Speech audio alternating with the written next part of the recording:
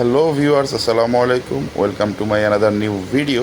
তো আপনারা আমার সামনে দেখতে পাচ্ছেন সুজুকি জিক্সার 250 মেটালিক ব্ল্যাক এডিশনের বাইকটি, যেটা 2020-এর এডিশন। তো এই বাইকটি সম্পর্কে আজকের ভিডিওতে আমি আপনাদের সাথে সম্পূর্ণ ডিটেলসে আলোচনা করব। তো এই বাইকটির লুক আপনারা দেখতে পাচ্ছেন 150-র সাথে সিমিলারিটি রয়েছে অনেকটা, এবং এই বাইকের সামনের যে ভাইজারটা দেখতে পাচ্ছেন, এটা হোয়াইট একটা ভাইজার দিয়েছে এবং সামনের ফিনিশিংটা ম্যাট ফিনিশিং দেওয়া হয়েছে। এবং ফ্রন্টের যে হেডলাইটটা দেখতে পাচ্ছেন, এটা কিন্তু এলইডি হেডলাইট ব্যবহার করেছে, যেটা সুজুকি জিক্সার 155 বা জিক্সার SF 155-এ ব্যবহার করা হয়েছে। তো এর যে ইন্ডিকেটর আপনারা দেখতে পাচ্ছেন, এটা কিন্তু এলইডি ব্যবহার করা হয়নি, এটা বাল্ব ব্যবহার করা হয়েছে। এবং সামনে সুজুকির ব্র্যান্ডিং করা রয়েছে। এবং ফ্রন্টের যে টায়ার দেখতে পাচ্ছেন, এটা 100/70/17, এবং সামনে ব্যবহার করা হয়েছে ABS ব্রেকিং সিস্টেম। এবং এর ডিস্কটা কিন্তু অনেক বড়, এবং সুজুকির ডিস্ক বরাবরই খুব মজবুত হয়ে থাকে এবং থিকনেস খুব ভালো হয়ে থাকে। আর এর যে চাকা দেখতে পাচ্ছেন, চাকার গ্রিপটা কিন্তু খুবই সুন্দর, অসাধারণ। আপনারা যখন রাস্তায় এই বাইকটা রাইড করবেন, খুব ভালো গ্রিপিং পাবেন। এবং এর যে সাসপেনশন দেখতে পাচ্ছেন, সাসপেনশনটা কিন্তু খুব সুন্দর, অনেক মোটা। এবং এর নিচে দেখতে পাচ্ছেন একটা কাদা গার্ড, যেটা দেখতে অনেক সুন্দর, এই গাড়ির সাথে মানাইছে। এবং এর যে ব্র্যান্ডিং দেওয়া রয়েছে সুজুকি জিক্সার SF, তার নিচেই দেখতে পাচ্ছেন যে 250cc লেখা রয়েছে। এই বাইকটা কিন্তু 150cc-র সাথে পুরোপুরি মিলে যায়।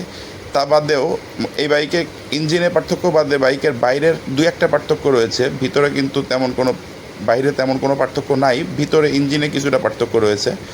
আর এই যে দেখতে পাচ্ছেন এই বাইকের ফুয়েল ট্যাঙ্ক, এবং এই যে বাইকের হ্যান্ডেল বার, এবং এখন মিটারটা যদি আপনাদেরকে ওপেন করে দেখাই, মিটারটা কিন্তু বর্তমান যে বাংলাদেশে 150 বাইকটি অ্যাভেলেবেল রয়েছে এটার থেকে আলাদা। এখানে অনেক কিছু রয়েছে, ABS ইন্ডিকেটর রয়েছে, হাই বিম লো বিম ইন্ডিকেটর রয়েছে, নিউট্রাল ইন্ডিকেটর রয়েছে, সিগন্যাল ইন্ডিকেটর রয়েছে, এবং ইঞ্জিন ওভারহিট হয়ে গেলে সে সিগন্যাল দিবে। এবং এই মিটারটা দেখতে পাচ্ছেন কিন্তু কিছুটা এমটির মতো কালারফুল একটি মিটার। ওভারঅল মিটারের লুকটা আমার কাছে কিন্তু খুবই ভালো লেগেছে। আপনাদের কাছে কেমন লেগেছে আপনারা অবশ্যই জানাবেন।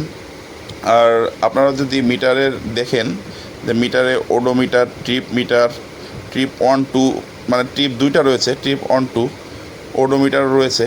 এবং এই বাইকের যে হ্যান্ডেল বারটা আপনারা দেখতে পাচ্ছেন, এটা কিন্তু স্প্লিট একটি হ্যান্ডেল বার। এবং এর সুইচের কোয়ালিটি কিন্তু খুব সুন্দর, এবং বিল্ড কোয়ালিটির দিক থেকে কোনো কম্প্রোমাইজ করেনি সুজুকি কোম্পানি।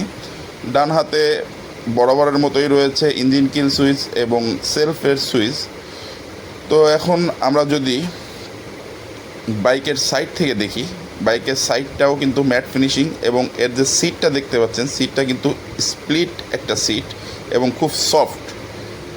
দুইটা সিটই খুব সফট, পিলিয়ন সিট এবং রাইডিং সিট। অন্য মডেল যেগুলো গতবারের মডেল ছিল, সেটা কিন্তু সিট অতটা সফট ছিল না বা অনেক কমফোর্টেবিলিটি ছিল না। এখন যদি পিছনের টায়ারের দিকে আসি, পিছনের রিম ব্যবহার করা হয়েছে অ্যালয় হুইল। এবং এর যে পেছনে যে সাসপেনশনটা ব্যবহার করা হয়েছে, এটা কিন্তু মোনো সাসপেনশন।